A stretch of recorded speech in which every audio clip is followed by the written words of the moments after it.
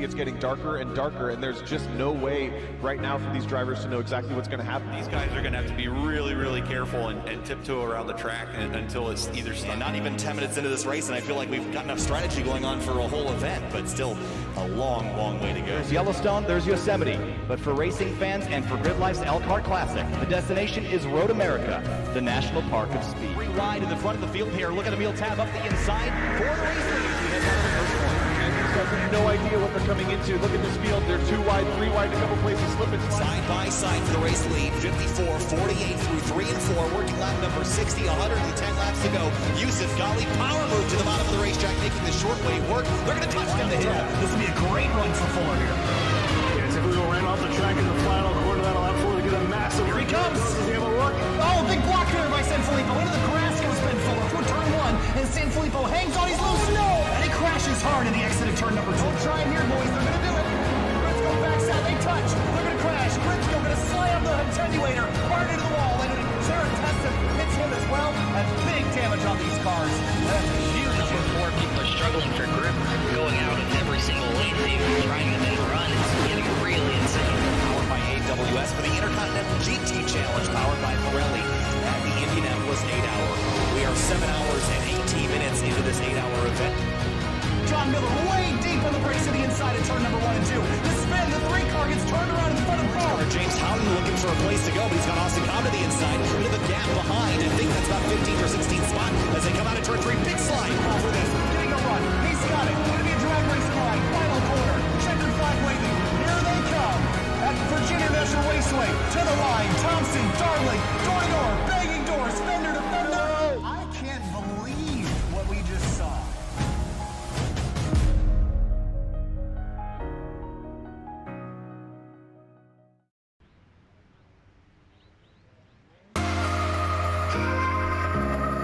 After some tight and twisty bends at Mid-Ohio Sports Car Course, we head a little bit down south to Michelin Raceway Road Atlanta for the next round of the SCRS LazyRocket Super Trofeo Series. It's round number 7 here at Road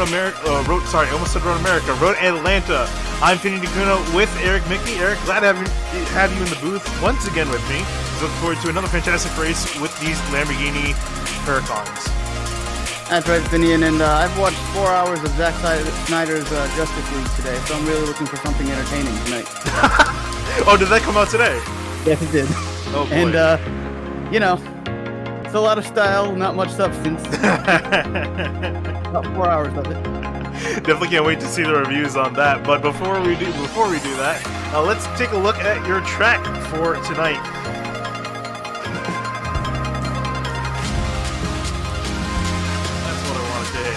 Take a look at Road Atlanta from above. You head through turn 1 on the top right part of your screen, flying through turn 1, then through turn 2, then over the crest that is turn number 3, and down the S as you go, arguably the most important part of this racetrack. Yeah, that turn 5 is going to be the trouble spot. Getting up on that curbing on the exit there is going to be really unsettling for many drivers, and that's where you're going to see probably the most cars kind of run into trouble. It's where we've had some pileups in the past, but you can get through there, then you're on to a couple of 90-degree corners before heading down that long straightaway where we'll probably see a lot of drafting happening. Yeah, absolutely. And then heading down through the back part of the track, turn 10, another big opportunity for these drivers to either make a mistake or make a pass. It's going to really depend on how well they can execute here, and that's going to complete a lap of Road Atlanta. And we'll head down trackside here as qualifying is underway for our drivers. And currently at the top of the board, it's Kyle Lamb in the number 42 machine. Yeah, he's up at the top with a 120.4. ahead of a 120.6 from Jake Johansson, but these are only the first laps that have come in now, so probably a couple more laps at most by the rest of the field waiting to be put in. And I would think that the longer you go on these tires, at least for the first few laps, the better they're going to get as they go. So we got about 5.5 minutes to run out the rest of this qualifying session, and Johansson goes to the top of the board. So we'll see where all these drivers land after the next 5 minutes. Yeah, indeed, and a lot of the pro drivers notably have not put down the time. Speaking of the pro drivers, we're missing one very notable driver. That is DJ Alessandrini. He is not here tonight, at least in Super Trofeo. Not sure if he's going to still make an appearance for the Prototype Challenge Series. But we were talking about this a little bit before show. It kind of doesn't necessarily matter, at least at this point, if he misses a race here or there, because he's got such a massive points lead. Yeah, he's got a pretty decent points lead, winning 5 of the first 6 races on the season. He didn't win last week out at Watkins Glen after getting caught up in a first lap accident and retiring from the event.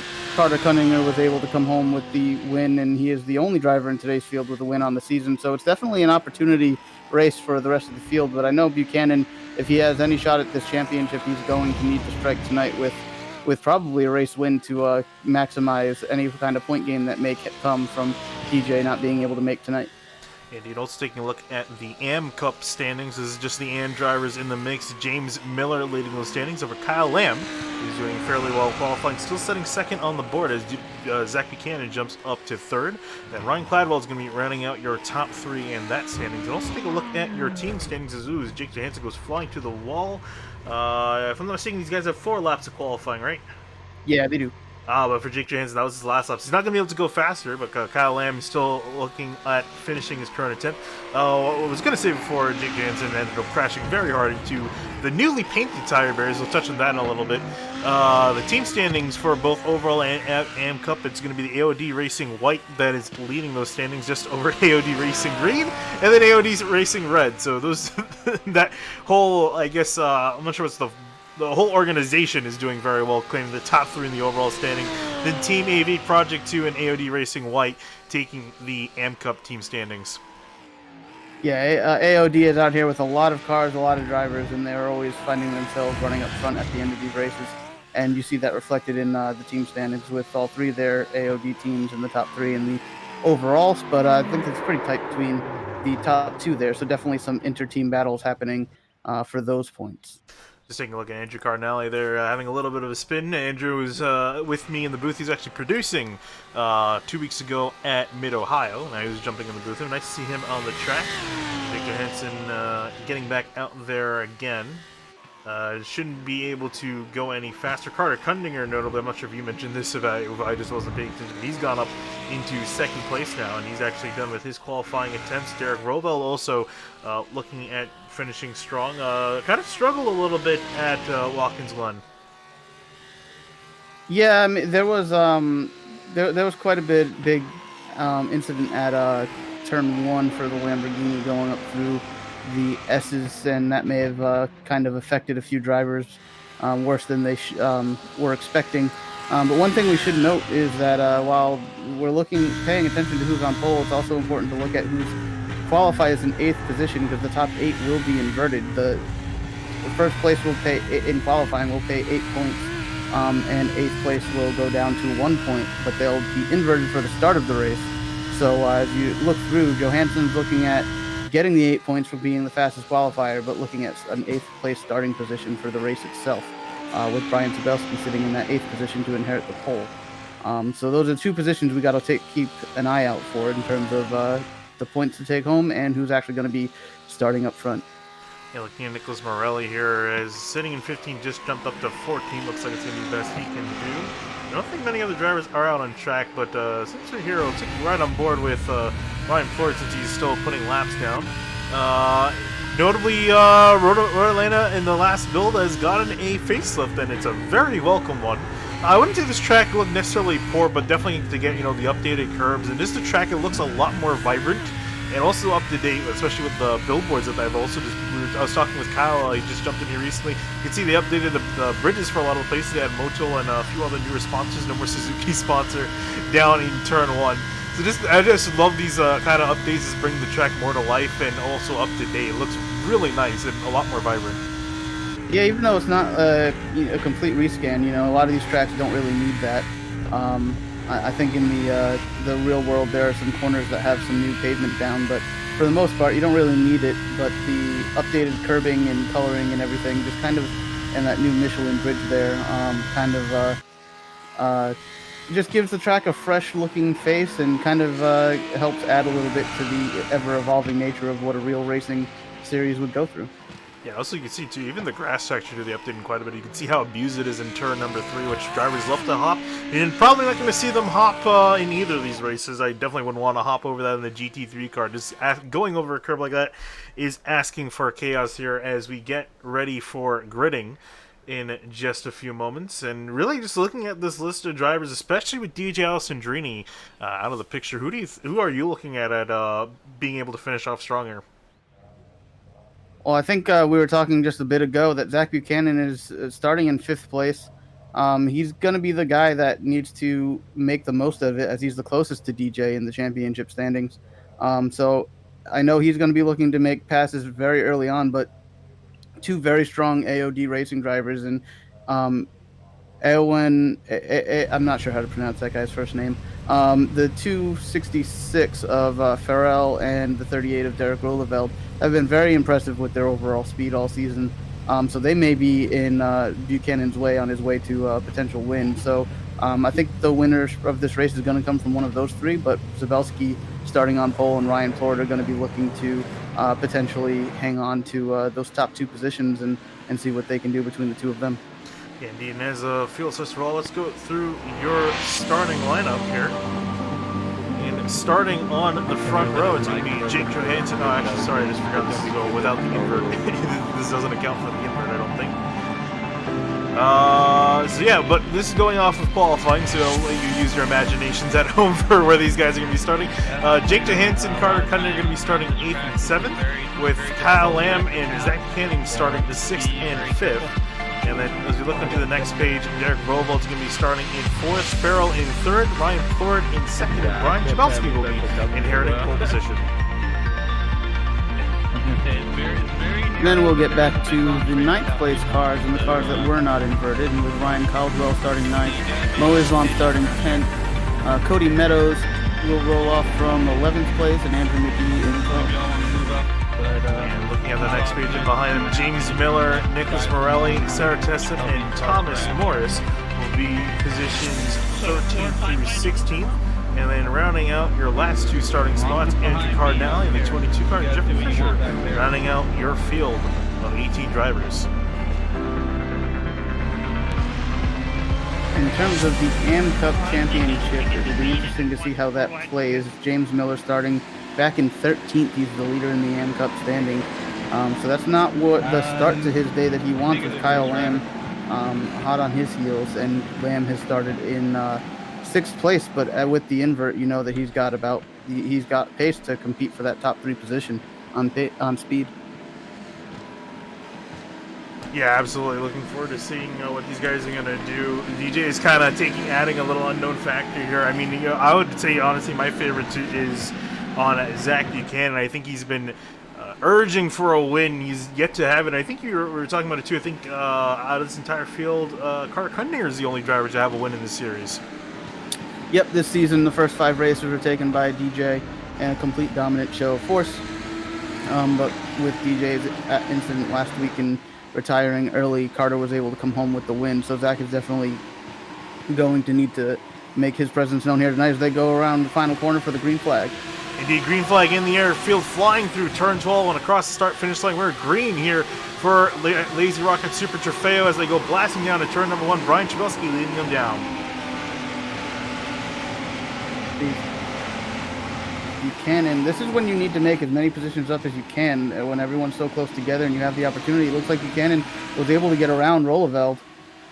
In the field, flying now down through the S's and then back up again as they reach the bottom of the hill. Looks like everyone made it through in one piece and more or less in the same position that they started in.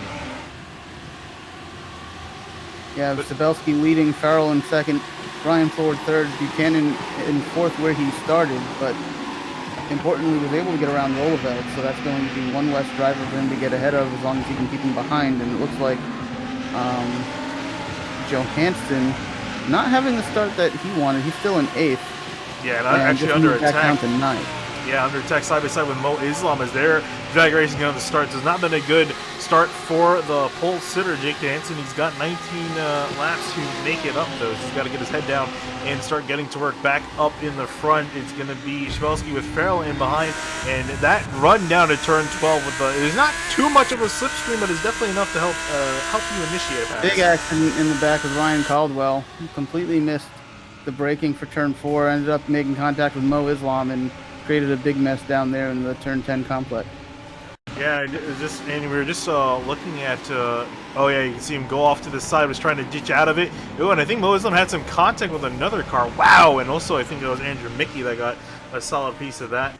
And we were just looking at him. Unfortunately, Mo Islam going to be all the way back in 18th. He's actually down in the pits to fix that car. Buchanan's off. Oh no, and Buchanan. In the S's. Big mistake for him, as you're looking at him sitting nicely in 4th place before this happened. Yeah, I'm curious to see what happens here. Oh, just got sideways, clipped the grass, and that really finished him off right there. Sideways, he went, didn't hit anything, but lost a huge amount of track position. It's the curse of the season so far, it seems, for Buchanan, just having some simple mistakes that are costing him valuable finishing positions in these races. He's back down to 8th now, trying to recover from there. Zabelski continues to lead over Farrell and Ryan Floyd in 3rd. Derek Rolleveld in 4th, and Carter Kundinger in 5th.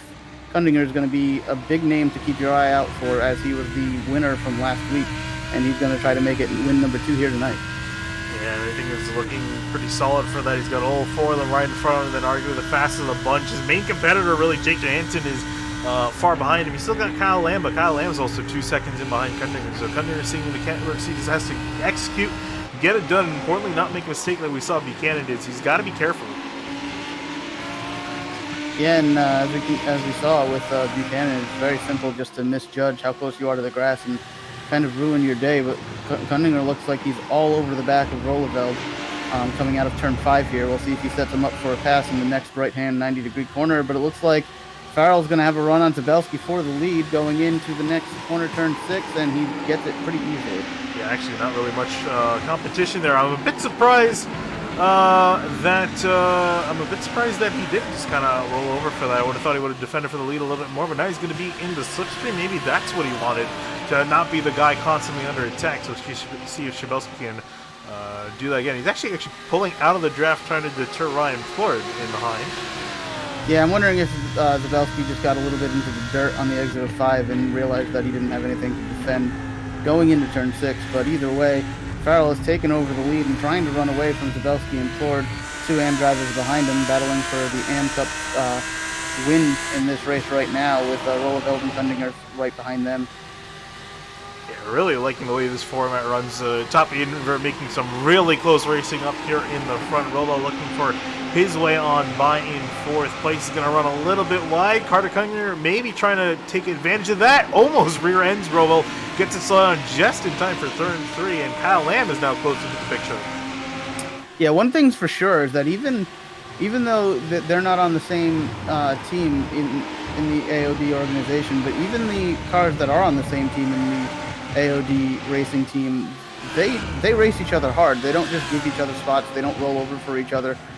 They compete from the time the green flag flies to the time the checkered is in the air, and they race and compete for every position just like they're full-on competitors. So no one's going to roll over, and definitely Rolleveld is not going to roll over and let Carter Kundinger by as they're watching their teammate Farrell drive away with the lead. And looks like Ford is going to have a run on Zabelski going down into turn 10. Does he get it done?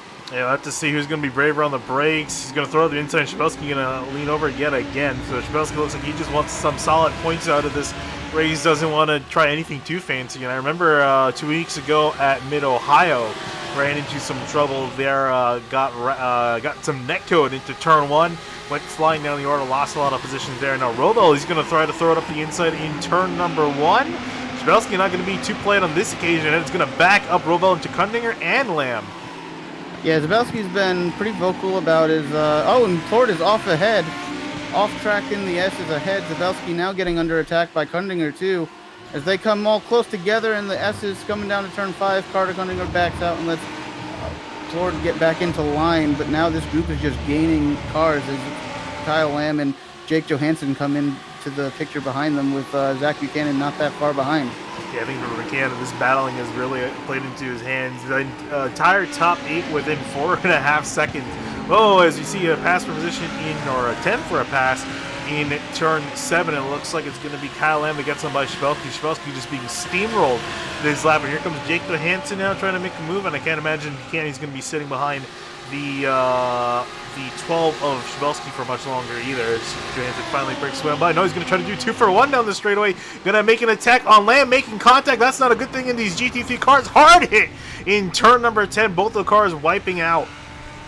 Yeah, it was some defensive driving by Lamb that kind of caused that to happen there, as he just continued to move over with Jake Johansson there on his left-hand side, and kind of gave Jake nothing more to do. He had a fair run on him, and Lamb just tried to close the door and made that happen. But and I think if you're looking from Zawelski's view, that's exactly why he wasn't as adamant to battle with those drivers. He's been very vocal about the driving standards over the last few weeks and so far this season, and was just wanting to get a race in where he wasn't getting wrecked by other drivers. So definitely made the smart move by backing out of all that and letting it happen anyway ahead of him. Yeah, look at that. Cream of the crop rising to the top 3 are all pro drivers with Floyd in 4th, and then another pro, Zach Buchanan, sitting idling 5th. Try you see him in behind in the gold and black machine trying to catch up with these drivers. You see Carter Kundinger, great move on Roval. He goes up in a second. Everyone's trying to chase Farrell in the front of the field in the 266s. He's just trying to drive away right now because he's got a solid lead from some really fast cars in behind. Yeah, now with Kundinger clear in 2nd place, it's going to be interesting to see the gap. He's only 2 seconds behind Farrell for the lead, and we'll see the lap, the pace they have in lap times compared to each other. See, it looks like Floyd and Rolleveld almost come together there. Yeah, they get very close. So there's your leader coming through. Carter Kundinger still side by side with these guys through turn 12. That's a sketchy move, and they're going to make it work. Ryan Floyd going to be in behind one spot, Robo up into 3rd with Buchanan now chasing him down. So Buchanan, I don't know if he's going to have enough to get the win. Let's see if he got 13 laps to go. He gets a little bit sideways, catches some grass in the middle of the S's. Seems to be really struggling through this S's section. Yeah, we're talking about it too. This is a very important section of track to get right. But he's just been kind of struggling a little bit. And that's the thing. I think this is probably the biggest place where he's losing time. And we also saw that big mistake a few laps ago. Should point out the track temp is 99 degrees. The air temp is just under 80 degrees. I think that's probably hotter temperatures than we've been racing in most of the season so far. And that may be just causing a little bit of a difference here for these drivers tonight, especially if you look at these struggles Buchanan's been having with getting that car to hook up through the S's there, where the car really does just want to slide around anyway, even in full grip. Andrew Mickey off track in front of a pack of cars. Take a look at what happened to him. He's been struggling, was caught up in an incident early in the race. He just went wide in turn 7. Got past like 1, 2, 3, 4, even 5 cars. It's not a good not opportunity. It wasn't a good situation for Andrew Mickey. Going to drop back to 13. Yeah, looking back up front, Floyd trying to get back around Rolleveld, and Rolleveld just cannot drop Floyd from his rear bumper, so we'll have to keep an eye on this, see if anything happens here. But ahead of them, Carter Kundinger has cut the gap down to now just 1.2 seconds from about 2 seconds just over a lap ago. So he's definitely got the pace advantage on Farrell for the potential win here, but I don't think it's going to be easy to get by him when the gap does come down, and now it's just about to be under a second. And also looking at Zach Buchanan muscle his way past Floyd for 4th place on a fairly easy job. And as you mentioned, Carter Kundinger catching up to, if I'm not mistaken, is his teammate at AOD Racing Red. Am I correct on that? Or is that White that's up ahead? I believe it's Farrell is on AOD Racing White. The front of the car should be mostly white on Farrell, and then red is mostly the color you'll see on Carter Kundinger's car. And I think that's what what makes the difference between the white and red AOD racing teams. I was gonna say, I think this is the other. No, that's the other AOD Racing ride. I think this is the teammate for Carter Kundinger, and that is Cody Meadows leading another little group that's forming. Didn't talk on this. These guys were close together. We mentioned it with Andrew Mickey working his way on past, but there's Andrew Cardinale, James E. Miller, who's the other AOD Racing white car, and then Jake Johansson trying to make up from what happened earlier with his incident with Kyle Lamb. Yeah, he been damaged from that wreck, and it's going to be difficult to make too much ground up from there. But I'm taking a look at our AM drivers, and it's going to be pretty interesting to see how the points are affected after tonight, because you've got Floyd, Sabelski, Morris, and Meadows. Those are the top 4 AM drivers. Your point leader coming into tonight is Miller. He's 5th of the AM drivers. And then Kyle Lamb is 6th of the AM drivers, already having been involved in an accident. So this could really shake up the AM Cup standings after tonight. But these drivers do have 3 drop-offs. Whoa! Cardinale gets 22. Yeah, hard into the wall in turn number 5. We were talking about that. I'm kind of surprised it hasn't been a bigger issue so far, but I think just ran a little bit too hard down here. Yeah, and looking at Buchanan making a move on Rolleveld for the 3rd position, and he takes it pretty easily going into turn 10A and 10B. Coming up the hill and across the bend here. Looks like he's going to secure the position and hopefully, for his sake, start driving away. A little bit of flash from the lights from Roval. I don't think he's quite done yet. He actually gets a pretty decent run out of turn 12. Tries to have a look down into turn number 1. There's a lane there, but he's not enough alongside. Buchanan going to muscle past him. Here comes Floyd with the attack. The lead that just happened a minute ago. I'm not sure what happened, but Farrell has now gone from the lead to almost a second back. Yeah, and Floyd making another mistake too. Let's just take a look at what happened with the lead. I think either he gave it up for some reason or something major happened between these two. And it looks like I think Carter Kundinger just got a really good run down the straightaway, and Farrell decided to yield over. Again, not direct teammates, but as far as the organization is concerned, but our teammates. So Carter Kundinger going to work on past Farrell for the lead. Zach Buchanan now up into 3rd now to try to chase down Farrell for 2nd place. The lead, though, that's going to be a tough cookie to crack. Carter Kundinger, we know he's a fast car, and as you mentioned too, is the only race winner in the field tonight. And we're only just about halfway through this race, so still a lot of time for things to unfold. Buchanan's less than 5 seconds back of the lead. If he can somehow find pace, he can get himself up into 2nd place and potentially battle Carter if he's able to find some extra speed there. But right now, Carter is the fastest driver on track by quite a bit. Yeah, there's no surprise there as they come across the line this time through. Zach Buchanan, he last ran a 120.2, and then this is in comparison. That was actually Buchanan's best lap of the race, but for Carter Kundinger, he also ran his best lap of the race, 120.1 last lap through, so slightly faster than Buchanan. That's not what he needs. He needs to start bringing that gap down at 2.6 seconds back. He's going to have to start making up almost 3/10 a lap, I would say, to probably catch up to Kundinger. That's a pretty tall ask, considering both of them are very fast. Yeah, it is, but I think Buchanan, before he can think about that, just needs to do what he can to gain time on Farrell, and he was about 1.4 seconds quicker the last lap, so that's going to be his main goal right now. Obviously, he wanted the race win to try to bring down that gap in points to DJ, with DJ not being able to race here tonight, but 2nd place is the next best thing, and that's what you have to do. When things don't go your way in the first half of the race, you have to maximize your opportunity either way, and so 2nd place is within his reach. He's got to go out there and take it. And also looking back, I always love it when it turns out like this. Look at the two who found each other yet again. It's Jake Johansson and Kyle Lamb running nose to tail. Yeah, I wouldn't be surprised if things get a little testy here between the two of them. They were talking after on the driver chat after their incident earlier on, but I didn't have the audio on to hear what they were saying. My hope is that it was Kyle Lamb apologizing and we don't see anything between these two happen from here on out. But who knows? From the driver's seat, it's really hard to have the full picture and know who exactly did the thing wrong. So we'll see what happens between the two of them if they come together. Yeah, and I can't. I would be surprised if we see Kyle Lamb do anything to Jake Johansson. If anything, he was the one in the wrong. See Jake Johansson tries anything to Lamb, but first he's going to have an attack at Jeremy Miller for 9th place, heading down through the S's. I don't see any damage on Miller's car, so I'm kind of I'm kind of at a loss. You know, he's had a quiet season for being the AM Cup point leader, but you would think being in that position that the pace would be a little bit better here tonight. This is a track that most drivers know pretty well. As he gets sideways on the curving, there's some damage. Kind of go hands. So anyway, it seems like he's struggling here tonight, and that's not what he was hoping for, as he's opened the opportunity for other drivers to catch him in that AM Cup championship. Yeah, and actually, so that's going to hurt Jake Johansson, but Kyle Lamb now going to be the one attacking, going to have a little bit of a look down into turn 10.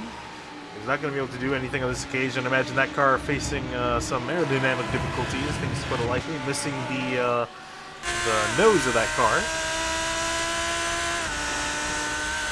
So the straight line speed not going to be quite there for the number 42 machine. This is unfortunate because both Lamb and Johansson were arguably one of the fastest cars this race. In fact, I mean, with both of them, I think, qualifying first and second. No, sorry, it was Kundinger that qualified second, and Lamb, I think, qualified third or fourth.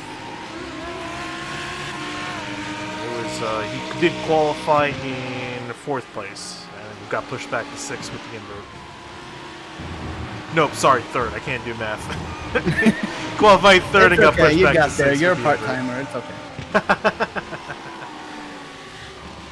And looking at that, well, Buchanan is making some ground on Farrell for second place. He's now less than 3 seconds behind him. So it's very possible he will catch Farrell for second and give him a battle. yeah, I think that's, I wouldn't say that's a given, but I think that's more likely. He did make a mistake last lap through.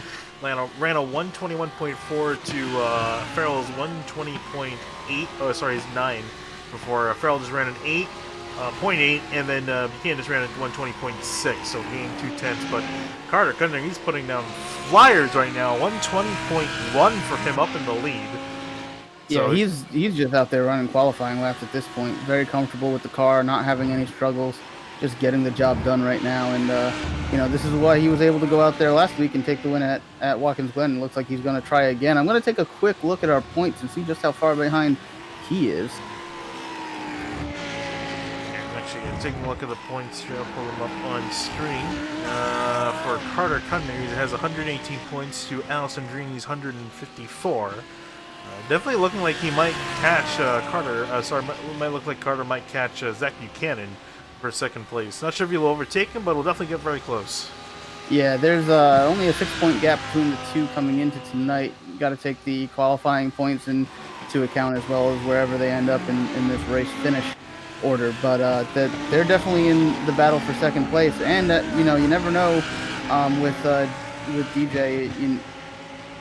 We expect that he's going to not miss the rest of the season, but if something were to happen, he goes on a string of bad luck, or one thing or another comes up and he's unable to race, then that championship becomes wide open. And Kundinger's not done bad all season long. He's, I believe, if I check, he's got, I don't know, I must be thinking about he's got the most top fives of anyone on the season with 6, finishing in the top 5 all 6 rounds coming into tonight. Only 2 podiums. It's the prototype that he's leading, I believe, in podiums there. But, you know, so he's still got a chance to at least fight for second in this championship and put his name next in line should something happen with DJ for the rest of the season. Flying down through the S's. I shouldn't say everyone, I should say Kyle Lamb and James Miller flying through the S's now as kind of looking at this battle going on for 9th place. Lamb has been trying ever so hard to get out, but these straightaways are just killing him. Yeah, the looks like Lamb, the beekeeping pace has got to be a bit better through the corners right now, which tells me that he doesn't have any tires out of alignment or anything like that, and it's just the straightaway speed that's taking a hit from kind of not having a front end. So that's to be expected, but sticking his nose right in the draft of the 09. Yeah, he's still running slower even though he's in the draft right now, and I'm trying to look at top speed, so let's see. Yeah, he was, I think, 2 miles an hour slower on the straight than Miller, and considering he was in the slipstream, I think that should tell you enough about Lamb's struggles so far this race. So at this point, this is probably the best he can do, and he's just going to try to keep applying the pressure and hope Miller makes a mistake, which we've already seen once so far, and he can maybe gain one more position and get into the 9th position. But right now he's hanging on for a top 10. These are your first and second place drivers in the AM Cup standings coming into tonight, so they probably don't want to be racing for 9th and 10th right now when you've got 4 or 5 cars ahead of them gaining points. Yeah, I don't think there's going to be too big of a shakeup down there. The biggest shakeup is what we're going to be looking at here for second place. Buchanan is caught up to Farrell. Now it's just a matter of getting it done. He's got 3 laps to do it. And again, I don't think he's going to be in too big of a rush. He's got 5 seconds to Carter Kundinger. It's, I think, safe to say that ship has sailed. Yeah, he doesn't have a shot at Kundinger right now, but he's definitely got an opportunity at the second place. He's got to pick his spot carefully. I'm unsure if Farrell's going to be too defensive. I'm not quite familiar with his driving style, but knowing that he's got a teammate ahead that wants to stay ahead of Buchanan in the championship, then you could probably expect that Farrell's going to fight pretty hard for this position. And flying down through the S's yet again, sort of seeing Buchanan struggle the most. He's been keeping decent pace here and then really excels at the rest of the track. Outside of the S's, got a great run out of turn 5. You know, looking through 6 and 7, might not try anything here. And this back straightaway we're coming up to, I think this is where most drivers will wait to make a passing opportunity, use that substitute advantage. We also to get a very nice run out of turn 7, as we saw Buchanan set up perfectly. Not so much for Farrell, gets a power exit. Now it's going to be a drag race between these two. As that's happening, we'll keep the camera focused on that battle for second place, but things have tightened back up for 9th place between Miller, Lamb, and Jake Johansson, who's now rejoined the battle for 9th. And we'll see once again if anything goes on between Johansson and Lamb after their earlier incident. Yeah, here they come back. I'm amazed that Johansson has been able to catch back up, I guess. Whoa, Miller off the track a little bit on exit. That's going to kill his straightaway speed. But we saw how hurt Lamb's car was on overall top speed, so I think Miller's going to have the position on the inside and the top. Yeah, he's actually driving back ahead, even though he's side by side, despite the run that Lamb had. Johansson was almost tempted to make it 3 wide, which will definitely not work, but considering how tight this corner is, especially you got to set up for 11 right there. But Jake Johansson now licking his chops. He's got a chance at catching up 1, maybe 2 spots here with 2 laps to go. Yeah, you also had to think that Johansson was having flashbacks earlier in the race, and he was trying to make a pass on Lamb in that corner as well. But they're all back together and fighting hard for that 9th, 10th, and 11th places. Buchanan is comfortably in second now, it looks like. Yeah, indeed he is. You saw him. Oh, no, he's not. He's in the wall. I just saw his name start to tumble down. I assumed JRT was wigging out on me, but apparently not so, and Buchanan has lost it. And this is turn 5. Is this where it happened?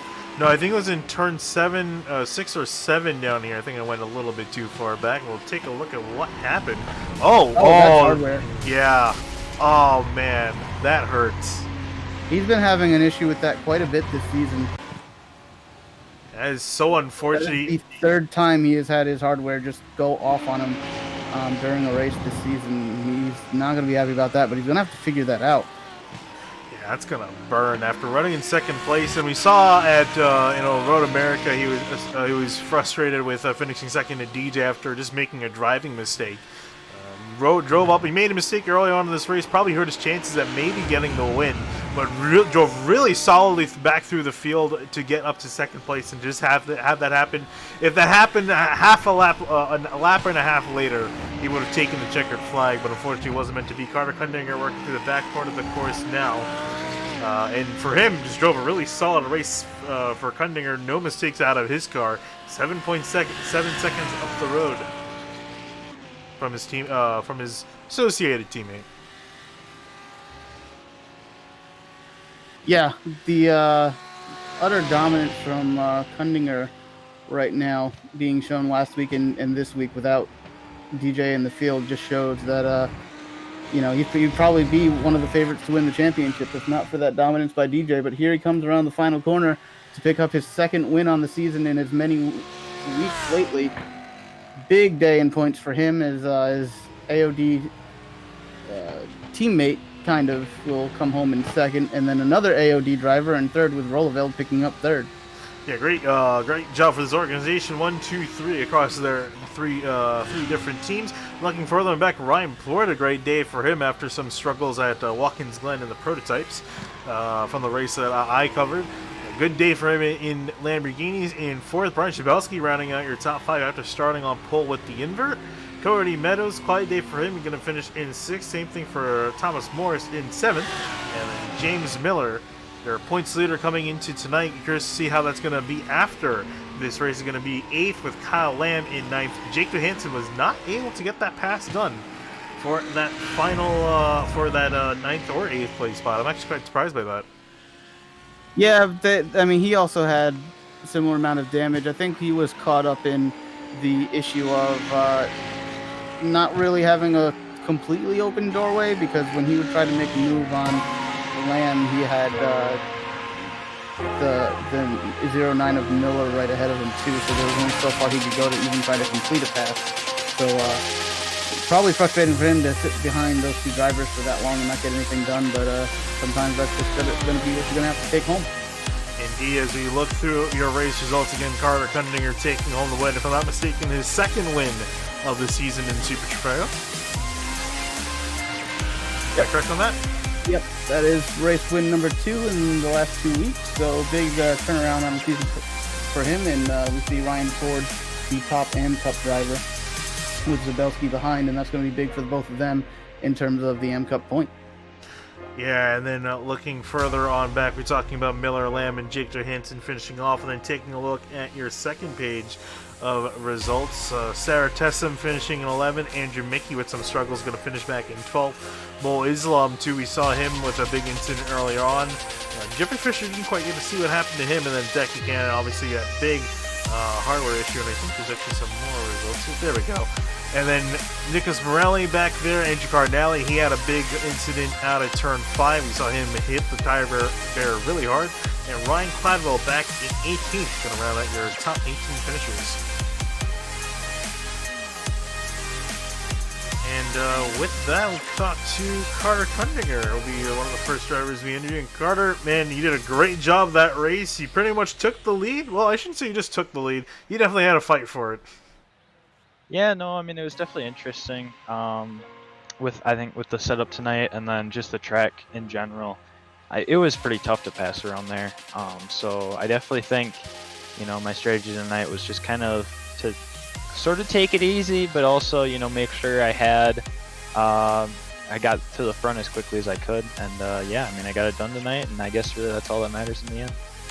Yeah, I guess that really is all that matters. I mean, looking at, you're fighting with DJ and Zach Buchanan for the top spots in the standings. I think you're actually looking at probably overtaking Zach Buchanan after what happened to him just recently. But looking at the rest of the calendar, we have Monza, Spa, and Le Mans. Where do you fancy potentially getting your third win of the season?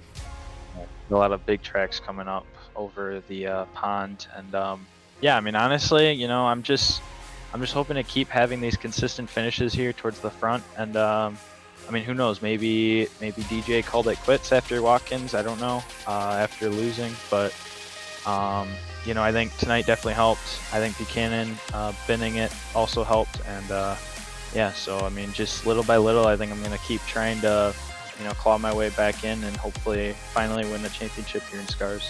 Yeah, definitely looking forward to seeing if you can pull it off. But for now, Carter, thanks and congrats on your second win. Yes. With that, I don't see anyone else waiting for interviews, so I think for now that's going to wrap it up. Your final thoughts, Eric? Well, I think what we saw was a much cleaner race than we got last week, which is a positive. But the track seems pretty hot. It should be similar conditions in the prototype, so it'll be interesting to see how things line up there and how difficult it is to get those cars around the track.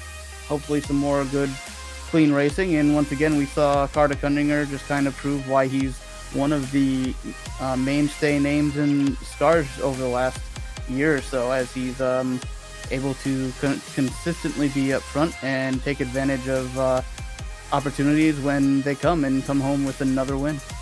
Yeah, Indeed, fantastic stuff to watch here. Looking forward to the next event coming up in just a few minutes. The SCRS LazyRocket Prototype Challenge coming to you as we're gonna end this stream here. We're gonna be setting up for that. So, for all of you watching, thank you for watching. Hope we can see you in a few minutes' time.